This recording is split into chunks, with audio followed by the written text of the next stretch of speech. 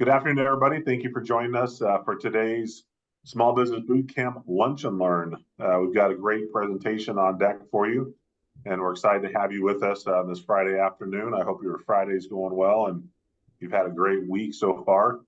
One of the things we like to do as we start these bootcamp sessions is ask everybody to post in the chat where you are tuning in from. We like to see where our participants are from around the state. Or sometimes, our last session we had out of state and even out of country people attending. So, see, we've got Braxton in downtown Phoenix. Where's everybody else attending from? We got a handful. All right, we got Mesa. Surprise, surprise, surprise. North Scottsdale, Phoenix, surprise, Tucson. All right. We got people from around, so welcome. We got Sholo popped in there. So welcome to the session today. For those that are new to the Small Business Bootcamp and have never done our webinars or our lunch and learns, all of these webinars that we host, we can't do them without our community partners, their time, their effort, and their expertise.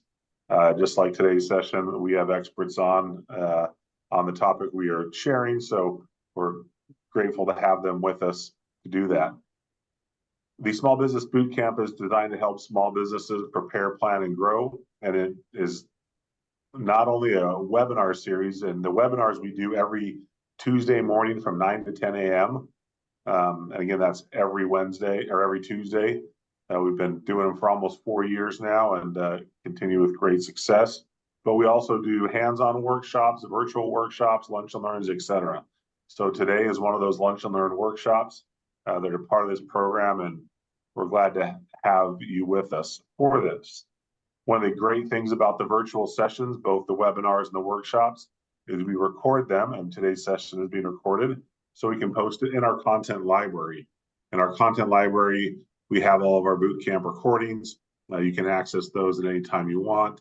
You can download the slide decks or any other materials that might be part of the presentation that were shared. So it's a great resource. There's over 300 recorded webinars and workshops in there that you can access. So an awesome tool.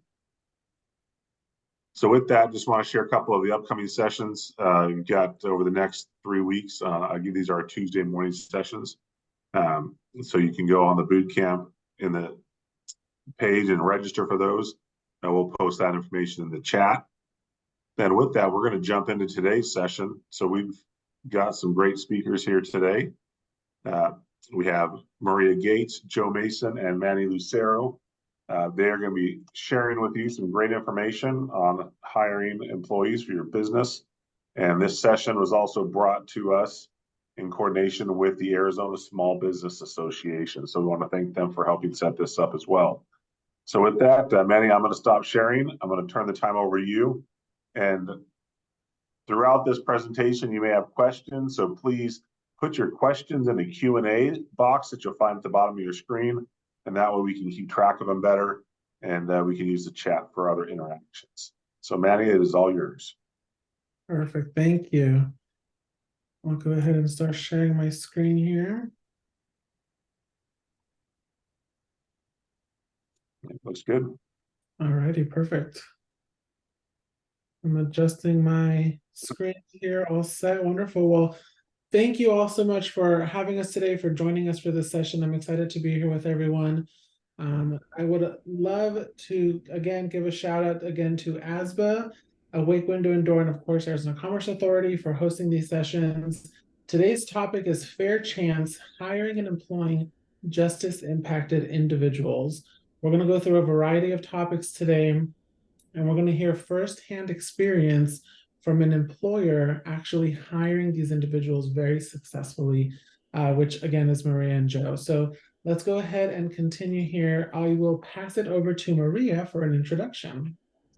Hi, so I'm Maria Gates, and I'm one of the co-founders of Awake Window and Door, and I'm super excited to be here to share today. Thank you. Let's go to pass it to Joe. My name is Joe Mason, and I am the Training and Development Coordinator at Awake Window and Door Company. I was brought on pretty early on to provide support services for our employees. Wonderful. Thank you, Maria. Thank you, Joe. Again, everyone, my name is Manny Lucero. I'm the founder and CEO of Lucero Consulting Group. We provide small business and nonprofit consulting, marketing, and event services. All of that to say, if you have any questions today about hiring or working with the population, about growing your business with these different elements, that's what we're here for, to help you with all of these different topics. So thank you again to Maria and Joe. You have all of our social media and emails here. Please feel free to stay connected with us, obviously during the chat, but also after the presentation. All right, so let's jump in. And today's goal is to understand reducing recidivism. So this is one of those hot topics that we hear a lot about, but not enough people really understand what recidivism is. So the definition is the tendency to relapse into a previous condition or mode of behavior. Now, this has now become synonymous with referring to justice impacted individuals. So you'll hear this term very, very often, right? We're trying to reduce the number of people that are relapsing into previous modes of behavior. So that is what reducing recidivism is. Now, how do we do that? Why does it happen? Those are the topics we're covering today. So let's look at some reasons why recidivism actually happens. Some statistics for you all. Among working age individuals, so people 25 to 44, the unemployment rate for justice impacted was 27.3% compared to 5.2% for the general public. So it's no surprise already, right? Employment is probably the leading factor, or at least one of the leading factors for recidivism. We can also see that an estimated 60% of justice impacted individuals are jobless at any given time. So what this means is they're either jumping from job to job, they're getting let go, they're getting laid off, and at any given time, 60% of them have no employment. We also look at this next statistic. At any given time, about 49% of justice impacted individuals are making less than $10,000 a year. So remember, our first statistic was working 22 to 45. That's very, very different from the general justice impacted population, where 49% are making less than $10,000. Now, some of this is going to impact individuals who are self-employed. Some are going to be employed for a short duration of time. Some of them, right, if they're older, may have some sort of Social Security or some sort of benefits. But again, about half of them are living off of less than $10,000. Now, when we talk about recidivism, $10,000 does not get you very far, right? Again, gainful employment is the leading disruptor for recidivism. Now, we have a great question that came in the chat. Can you explain what justice impacted means? Great question. Justice impacted means somebody that either directly or indirectly has faced the justice system. So that could mean somebody who has been to prison. It could be somebody whose parents have gone to prison and they now are dealing with those consequences, right? Where maybe they were in foster care, maybe they had to go through certain situations. So justice impacted is directly or indirectly having dealt with the justice system at some point during your life. Great question. It says from anonymous, but whoever you were, thank you for asking that.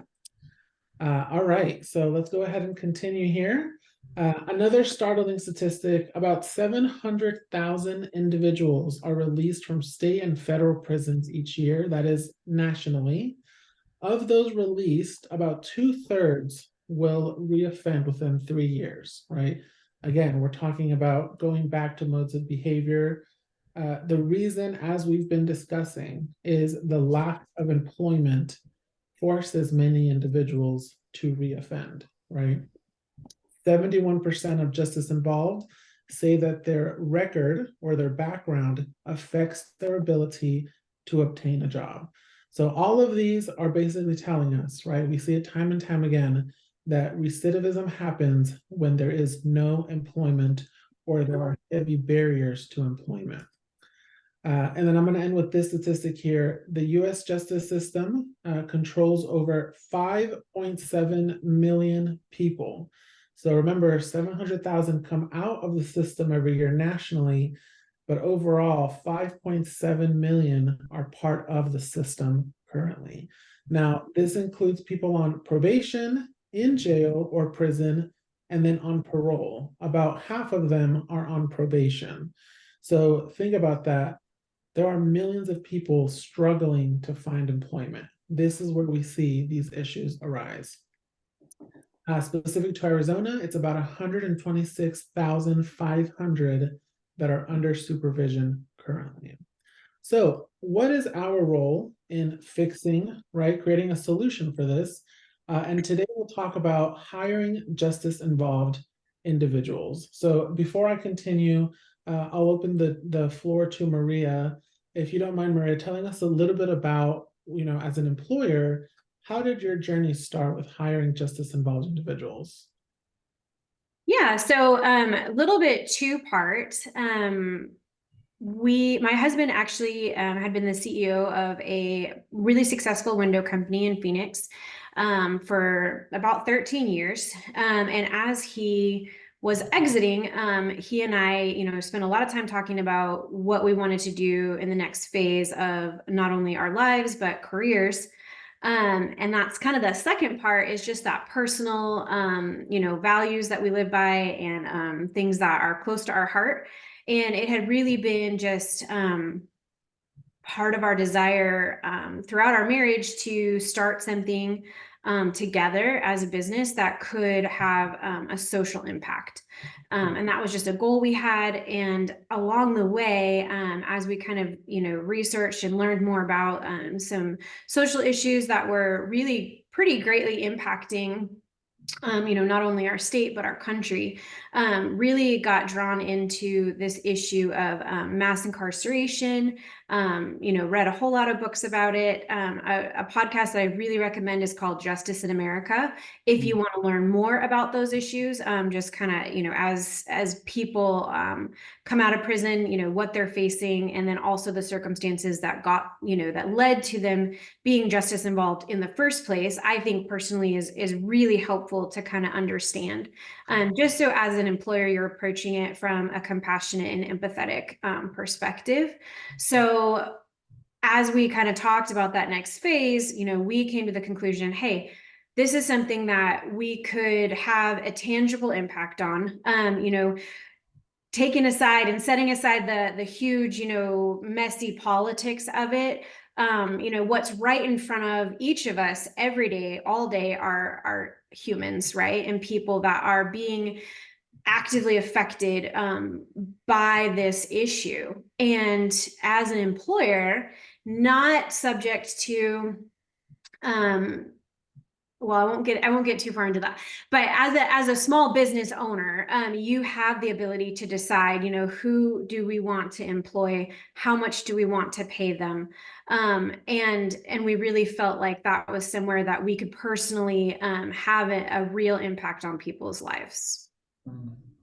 Fantastic. Thank you, Maria. Mm-hmm. Maria, you mentioned a really, really key term, which is the social impact and social enterprise. We'll talk about during the class today for every business that's here listening and will listen to the recording later. Let's continue then with the first reason, right? The second chance. So why hire individuals with justice impact? Because they've already paid their dues to society, right? They've done their time, they've paid their dues. They have now reacclimated to society. And again, employment is going to help with reducing recidivism. We look at the second bullet point.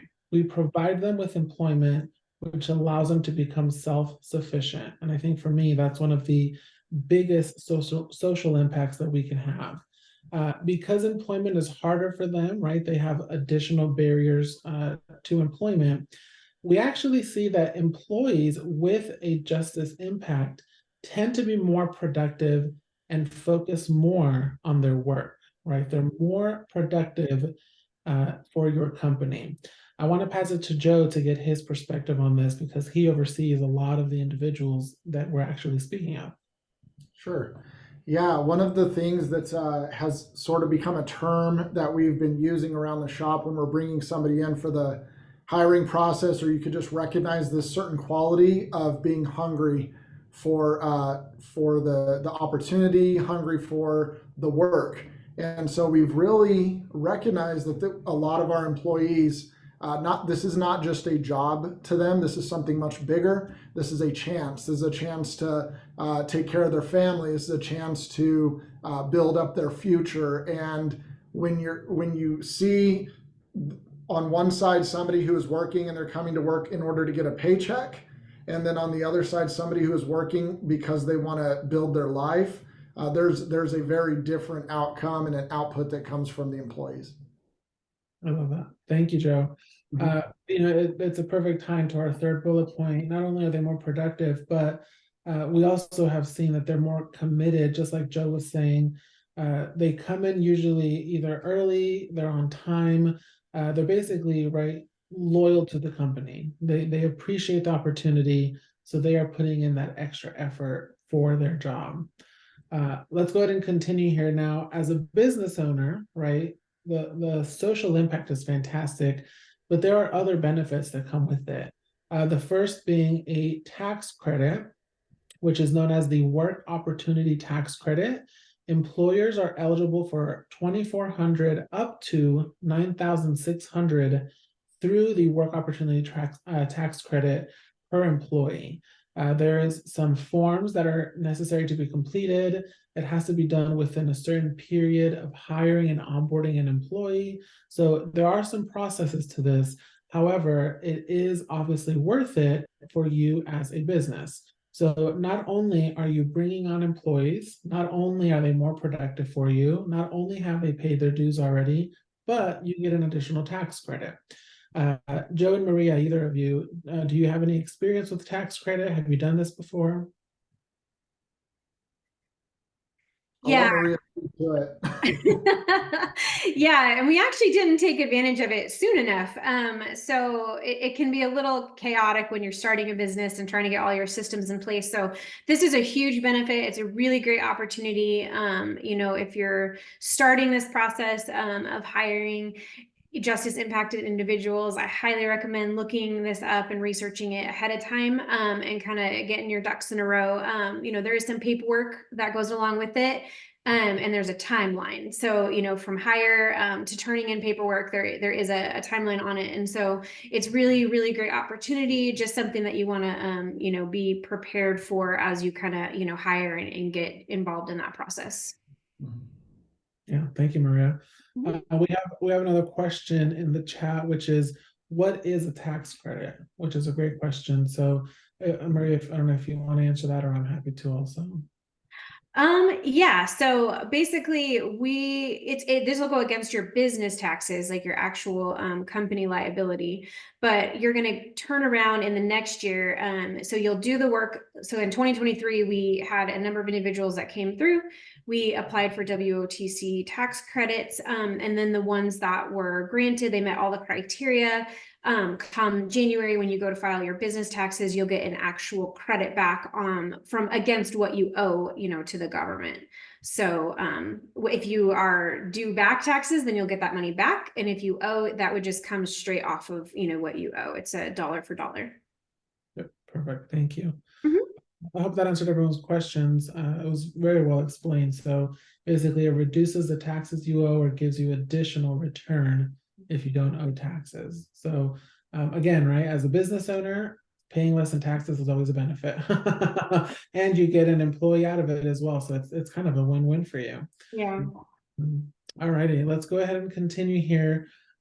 We also see that hiring employees with barriers to employment also makes you more eligible for grants and also some loans, some of the things that we see are grant funders want your business to be more competitive, more unique, and provide a social impact. So again, not only are you getting the tax credit, the employee, etc., you actually become more eligible for grants.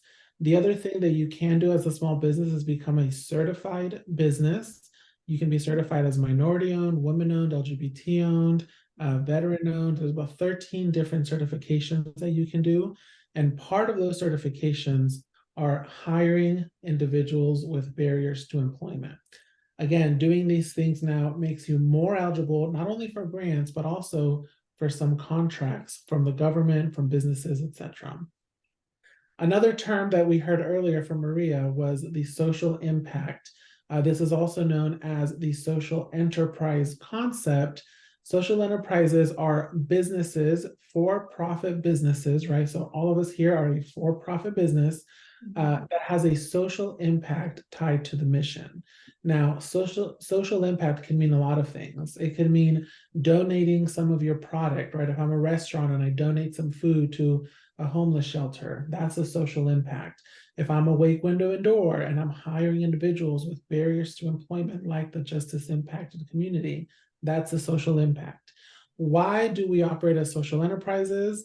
Number one, it increases our marketing impact, right? We're creating a social benefit. We get more social goodwill and more marketing benefit from that. It also increases our customer retention. Many studies have shown, right, and we all, I'm sure, have done this ourselves, people are looking up our companies before they work with us. They're Googling us, they're looking at reviews. When we show that we're not just a for-profit company, but we're actually giving back in some way, customers not only spend more, but they come back more often. And then lastly, and I'd love for Joe to speak on this more as well, it increases employee morale, right? We build a culture with our employees that, again, we're not just a business trying to make money, we're providing something back to the community. Employees overall will generally feel much happier working for a company that has a community impact. Joe, any thoughts on that specific topic? Yeah, one of our best recruiting tools at this point is our current employees. So they seem to really buy into and own what we are trying to create at Awake. And so everybody's learning how to build windows and doors, sometimes for the very first time. But we really do focus on, this is your company. We are part of this together. So they're very picky about who they'll kind of refer, because they know that they're putting their name on somebody. So when we get referrals, that's one way that we're able to just continue to build a real positive culture. And then, as you guys all know, with small businesses, conflict or, different issues, gossip, these things will come up behind the scenes, and that doesn't always come up to leadership. And what we found is that a lot of times, because again, they're buying into what are we and who are we and what are we doing, there's a lot more of just dealing with that on the fly and confronting it before it becomes, add fuel to the fire in a way, and it becomes a bigger issue. So they're kind of handling that, because it's like, no, that's not what we're about. This is not what we're about. We're about something different. And we can talk more about how we try to reinforce that culture also. Yeah, love that. Yeah, the culture concept is coming up in a few slides. So thank you for that, Joe. We also had another question come in, certified by who or by what? That's a great question. There are certifications done through the Small Business Administration, through the federal government. So for example, you can become a woman-owned certified business, and certifications, not only do you get marketing benefits through the federal government, through the SBA, but you also then, right, people are looking to work with women-owned businesses, they're looking to work with Black-owned businesses, etc. So the certifications happen through an application process. That's a whole separate conversation in class that we can do. If anyone has questions, again, feel free to reach out to us. But the certification process also makes you more eligible for grants and contracts. A very, very quick story. When the NFL was here a couple of years ago for the Super Bowl, they were looking for dozens of small businesses to provide their services at the Super Bowl, but the people that they were actually selecting were certified businesses, right? So if I am let's say that I do security, I'm a security company, and I've had my business for 10 years. If a new business that does security for 1 year is certified, they're going to get the contract over me, right? Because they've gone through the certification process. So this is a really important tool. I cannot stress enough. It's very, very helpful and important if you are prepared for the process, right? You have to be in business at least a minimum of 6 months, if not longer, depending on your industry. So great question from whoever typed that in. Thank you. Okay, back to the topic at hand. Another benefit is federal bonding. So one of the concerns we hear very often is, right, these folks, what if something happens, right? What if something happens? Well, in Arizona, you are eligible as an employer to get a $5,000 fidelity bond insurance for a 6-month period, meaning, right, that when somebody is hired, should anything happen, whether it's a loss, if they steal, if there's some sort of loss to the business, you are eligible for a $5,000 bond insurance at no cost to your business. So again, right, we have now the tax credit and a bond that adds added layer of protection for your new hire. Again, it's a win-win for your business. As we continue, one of the important elements that we look in this topic is breaking the cycle of incarceration. Again, reducing recidivism. So an important topic for me is that this has a multi-generational effect on families, right? As we talked earlier, justice impact is not just that I've gone to prison, it's that if I've gone, how does that affect my kids, my grandkids, etc.? There's an effect that continues to happen. Giving gainful employment breaks that cycle, right? It allows for not only money, but also for legacy and a lot of other things that allow people to earn a living and hopefully reduce recidivism in that aspect. And then, of course, we have the greater impact, which is a safer, more connected community, right? If I am gainfully employed, I'm less likely to go back to old habits. I'd love for Joe to jump in here or Maria to share some thoughts on this as well. Yeah, I can just start it off. I know one of the things that we realized early on is, in order to actually do, this is something that we're really passionate about. And so there's a real clear, purpose and a why behind what we're doing. And so in order to do that and not just have employees and kind of deal with the typical issues, there are other things that come up that we are willing to kind of go into because we care that this individual does not sort of recidivate or go back to prison or sort of fall back into certain ways. And many times those are connected to poverty, or many times they're connected to just the environment that they're in, social connections and whatnot. And so I'll let Maria really speak to this, but there was a decision made very early on with Awake that we'll go over and above to invest in the well-being of our employees, and in turn, again, that we have what I believe are very bought in employment base, that they're like, this sort of unwritten rule of, hey, you were there for me, so I'm going to be there for you, kind of that back and forth. Yeah.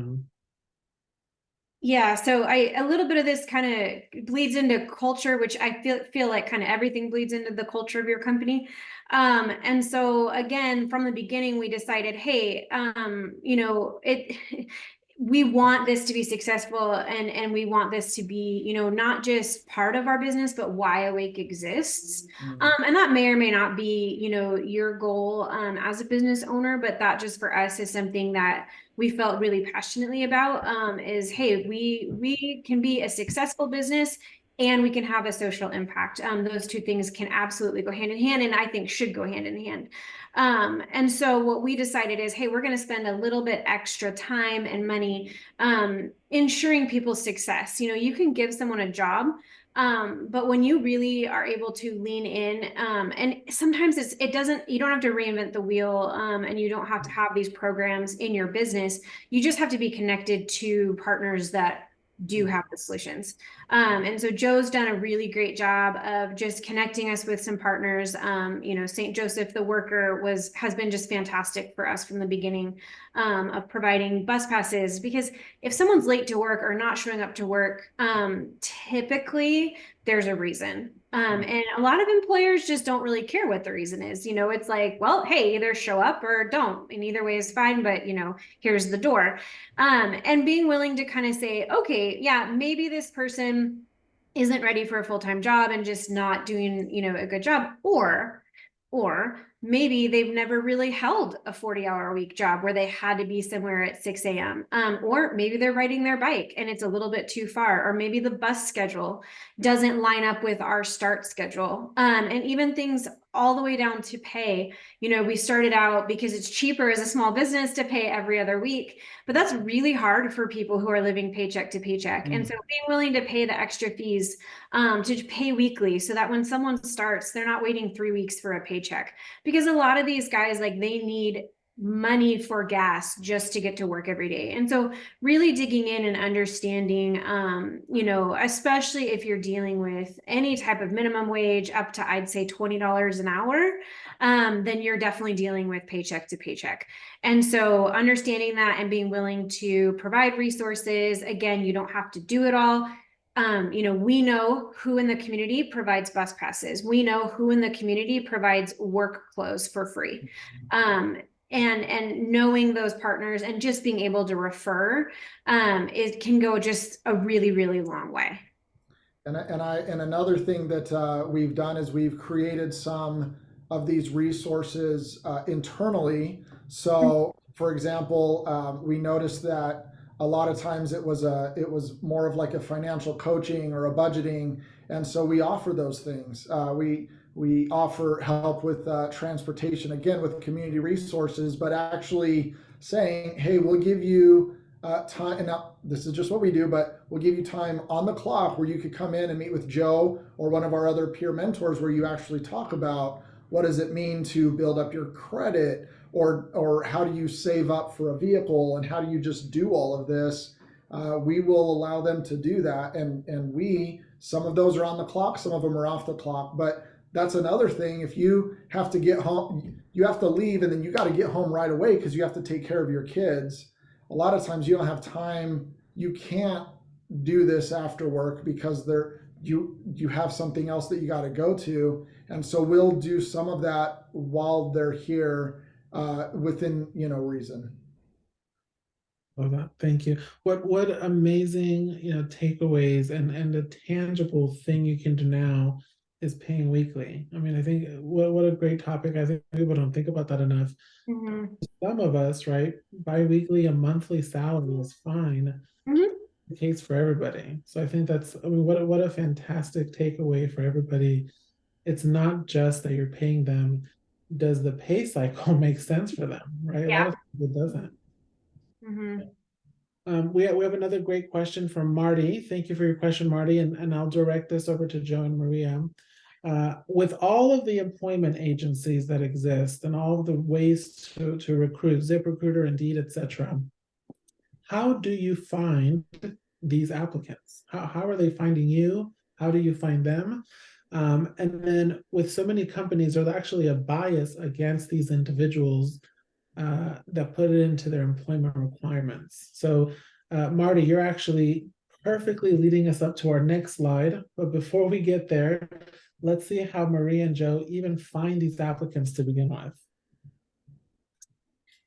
Yeah, so we were worried at the beginning, how is this going to work? How are we going to find, the target audience that we're looking for here? And I cannot stress enough how much it really has not been a problem. All the slides at the beginning were very, very spot on. When we say 60% are jobless at any given time, like, those are very real statistics.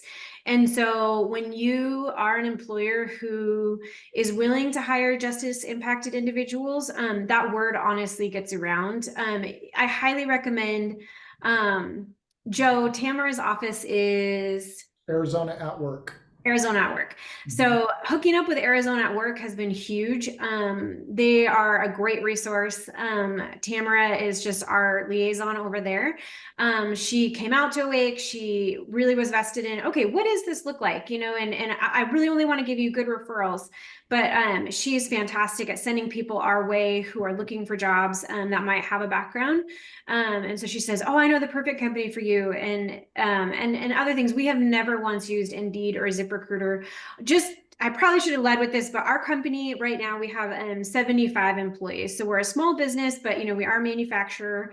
So we've got at least 50 guys and girls out on the floor doing shipping and manufacturing and that kind of stuff. So it's a unique role and skill set. And so I don't know, she has been fantastic, but honestly, we have people quite frequently actually apply who we say, well, how did you hear about us? Oh, so-and-so actually wrote down your phone number when I was in prison because he used to work for you. And yeah, he went back to prison, but he's literally like passing our number around and being like, dude, when you get out, you need to hook up with these guys. They're a great company. And we have found that, like Joe said, our current employees, but also our past employees, because most people that have left, it's not because it was a bad experience. And a lot of them still refer us because of our willingness to kind of go that extra mile and be employee centric and be willing to hire in a fair way. And then I'll just add on to that, sort of the second part of the question. Even if you're getting a lot of people, here is what I have started to do, and it's worked pretty well. When we do the initial interview, usually what I'll do is we'll just tell them our stance on fair chance hiring or second chance hiring, and we sort of take the anxiety out of it. Just because you have something on your background does not mean that you will not get a job here. We say that, and then that the anxiety behind that is gone, and I will say like 8 out of 10 times they will just share, and if they don't have a background, they'll be like, okay, that's a great thing. And I'm not asking, do you have a background? I'm just saying that it's okay for you to be open with us. And the truth is, because many times what they've experienced is they've got a job and they've kind of kept it a secret, and then you start getting along in the company and you hit a point where, oh, now the background check came back, and now now you're sitting with HR because they just found out, right? And that's been a lot of their experience also. Amazing. And there's all of this, right? You can tell that I'm the business consultant. All of this ties back to social enterprise, right? The fact that they're not even posting for jobs, right? People are coming to them for a reason. When you provide a social impact, it really does come back around, right? I mean, that's the whole purpose of social enterprises. Yeah. And it's very organic at this point. We cannot hire enough people. Like, we have a waiting list. We're constantly doing interviews. I do interviews even when we aren't hiring, because sometimes that is helpful. And we'll just add people to the waiting list. And all of these nonprofits, the Arizona ADOC right now, or CRR, like they're the actual parole officers, probation officers, they'll send them over. So once word gets out, everybody just sort of bands together because they know that you mean what you say. And we've never had a problem with it, Mm-hmm. Love that. Okay, we have another great question that just came in, and I think Joe will direct this to you. How does a waiting list work? That's a great question. A great question. So for us, I actually don't know how everybody does it. I can say what we do, though. We really try to keep like just human dignity in the center of everything that we do. So if somebody applies, I want to respond. And then we're just as transparent as possible. I will tell them we don't have any open positions because we're not constantly hiring, but you can still come and you can do a tour and you can see what we've got going on. And we that is very time consuming. But I will say, what happens is we'll interview people and we'll get a feel for this person would be a fit or this person would not. And so then when Maria or the team says, hey, we need to open up hiring and it looks like we're going to have 2 positions, I've already met 3 or 4 people that would be a good candidate. And then we'll bring them back for a second interview with the actual manager. So I'm doing all of that. And then they're on a waiting list if they're approved. And then as soon as the position opens, boom, we just bring them right in. So that's how we've done that. And as they're on the waiting list, I'm checking in with them on a weekly basis and letting them know, either we have something or we don't. And sometimes they'll find a job, and that's great. Mhm. And sometimes they're just doing temp work in the meantime. And so, it's like if it works out, it works out. And we're very transparent about it from the beginning. We say, hey, we're not hiring right now, but would you like to come in and interview anyway? And we can add you to the wait list. And as soon as something opens up, if you're a good fit, then you're at the top. And they agree to it or don't, and they can move on. Mm-hmm. Love that. Thank you. I also accidentally skipped a comment in the chat from Hannah. Sorry, Hannah. If anyone's not looking at the chat, Honest Jobs is also a fantastic online tool for hiring. So there's another resource there as well. Yes, that's true. Did you have a comment about that, Maria? I think it looked like. No, that's a good one though. Oh, perfect. All right, perfect. All right, folks. So some other information here on why we should hire, right? It costs more than $25,000 to incarcerate an individual in Arizona. That's a lot of money, right? That's a lot of money. If we can get those folks to reduce recidivism, we can get them gainful employment, we're saving a lot of money that can go to other programs in the community, right? So just like Maria and Joe have been saying, again, I'm going to repeat it. You're getting an employee, you're getting a tax credit, you're getting a bond, right? Insurance for this. These employees are usually much more hardworking and productive. On top of that, you are operating as a social enterprise, you're helping the community. It really is a win-win-win-win-win for you and the employee, right? Now, let's look at the companies in Arizona that hire individuals with justice impact. You can see it's not just 1 or 2, right? There are dozens and dozens of small, medium, and large companies that hire individuals with a background. So again, this is something that is very common. It is done very successfully. And I think you can see hopefully today, Awake Window and Door is a perfect example of how you do it the right way. So let's talk then about best practices. As you are thinking of hiring, maybe some of you have employees and you're looking to grow your team. Maybe you're just getting ready to hire your first person. How do you prepare for hiring? The first thing is to understand the role you're hiring for. Now, this is not an HR session. I can talk about HR for hours and hours. I'm going to boil it down to understanding who you're actually looking for. Remember that some positions will help you make money, right? If they're going to do sales, if they're creating doors and windows, for example, they're actually helping you generate revenue. Other positions are going to save you time. Think of assistants and marketing folks that are creating materials for you. So the first thing to understand is what the job actually looks like, right? Create a list of duties and a job description. Now, most job applications already have this. The difference here is that for this population, right, individuals with justice involvement, transparency is of the utmost importance. They want to know what they're getting into, and they want to understand what they're actually going to be doing day to day. We also know that structure goes a very long way, right? They don't want to say, go do what you got to do for 6 hours. They want to know what the job looks like. What am I doing from 8 to 5? When is my lunch? What time do I leave? Structure is very important.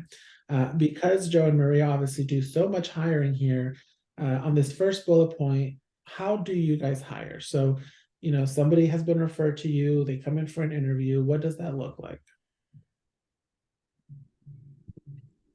You want me to go with that one? Yeah, go ahead.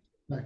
So we initially, when we started, we did interviews typically sitting across the table, having a conversation. That's intense for anybody, but especially if this is one of your first interviews in, say, 10 years. And we have individuals that come in and they haven't had a job in their in adult life, and so sitting across from somebody and doing an interview and having them ask you questions is very intimidating. And I also don't think it gives us a real accurate view of who we're sitting with and who they are. So what we do is walk them on a tour. And as we're doing a tour of our shop, I will be asking them questions. I'll also be introducing them to other people, because at this point we have so many different men or women that have been in prison. They recognize the person when they walk in the door. So you walk in and like, what? And hey, I know you. So then after the interview, I have somebody that I can ask for a character reference, because you cannot fake living with somebody for years, right? But the walking around is much less intimidating. It's a lot less stressful for people, and it gives us a much better chance to know the actual individual, and not just how well do they interview. Love that. It's literally a walking interview to show them the job, but also make them feel comfortable. That's great. Yeah. So, right, let's say they get hired, they're part of the team now. One of the things that a lot of businesses tend to ignore once you get comfortable is communication. So just like I was saying, structure is important. Communicating with not only the team, right, the people that are already working there, but with the new hires. This is going to be a continued effort to make sure that you're letting the team know what's happening, right? Joe and Marie talked about this earlier, where part of the onboarding, part of the interview is actually mentioning that they're a fair chance employer, immediately letting them know what the culture looks like. And then, of course, with new hires, right, making them feel comfortable that while they're working there, they are accepted and welcome. It's not something that they're hiding, right? It's not something that they have to be ashamed about. Any additional thoughts on that, Maria? Yeah, just a few thoughts. So, one thing just to bring up is, again, culture is key. And we've kind of just made it like standard practice at Awake. It's helpful when you're interviewing anybody, again, whether they're justice impacted or not, to just make them aware that we're a fair chance hiring company. It's in our handbook, it's on our website, it's part of our marketing. And that way they know ahead of time what they're getting into too, because there are people who are just going to be uncomfortable. And what we like to be reassuring about is, hey, this isn't just, lackadaisical. We do background check every individual that's hired. And we do green factor interviews, which I'll type in the chat, but it would be really helpful for everyone just to look up later, and just make sure that you understand what you can and can't ask in an interview, and then after the interview and after you hire and do a background check, what does that look like? Because it is confidential information, and so it's a fine line you're going to walk a little bit as an employer of, hey, and again, as you normalize it in your culture, it's just, yeah, we're a fair chance hirer. We don't only hire justice impact individuals, and it's just part of our practice. And so it takes some of the scary out of it, and we try to just normalize it. And that way, like Manny said, there's not just this weird, thing floating around. You're being transparent, you're communicating clearly, but you're also not saying, oh, by the way, so-and-so who's joining your team, did some time in prison, right? Because that's confidential. And so it's transparency without, getting too personal or into the details of an individual. And so again, green factor interviews are a good kind of thing to Google and look up, that will kind of help guide you in that hiring process. Thank you. Fantastic, fantastic. This last bullet point here goes with a question we got as well. So, providing continued training. So again, this isn't like you get hired and we never talk about it again. Right?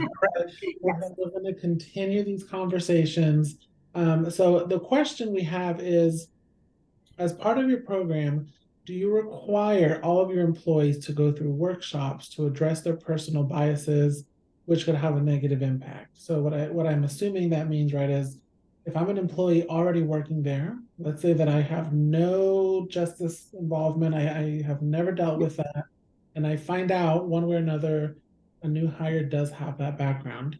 How do we deal with that, right? How does that come up? How do we train around that? How do we talk about that?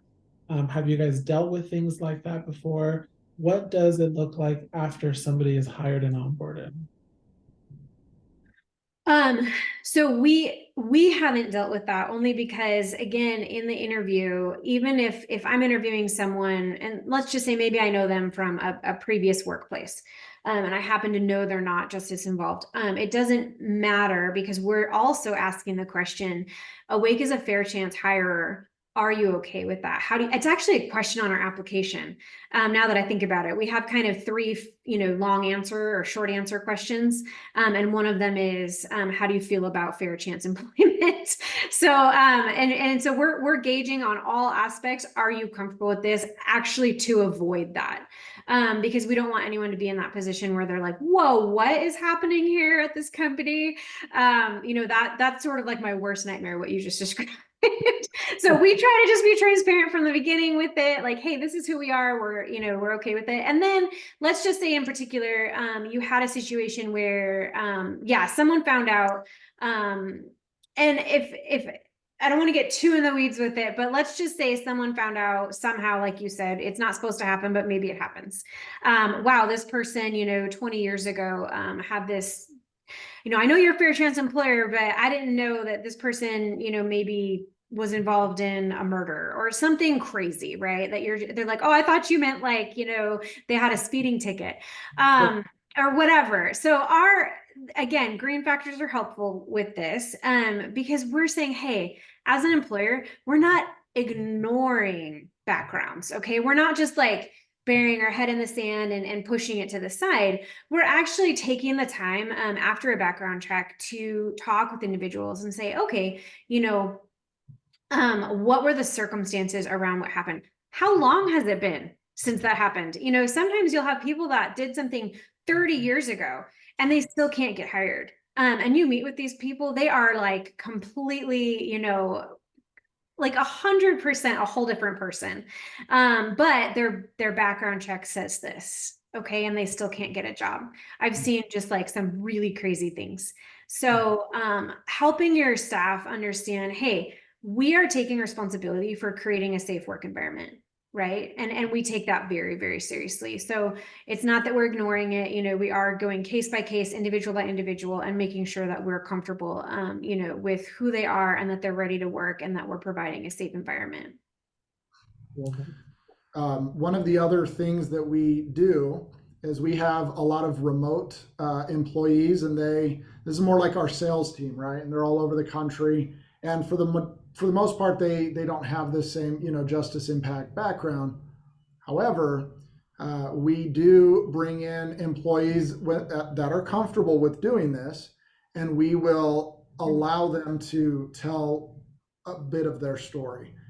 And every time that we've done that, it's become very emotional, and it's very relatable, where you, in a way, are saying, well, if I was in that situation, that would have been me also.